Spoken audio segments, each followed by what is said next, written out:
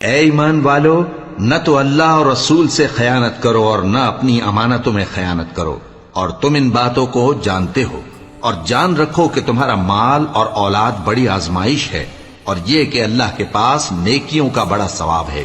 مومنو، اگر تم اللہ سے ڈرو گے تو وہ تمہارے لیے حق و باطل کا فرق ظاہر کر دے گا اور تمہارے گناہ مٹا دے گا اور تمہیں بخش دے گا، اور اللہ بڑے فضل والا ہے۔ اور اس وقت کو یاد کرو جب کافر لوگ تمہارے بارے میں چال چل رہے تھے کہ تم کو قید کر دیں یا جان سے مار دیں یا وطن سے نکال دیں،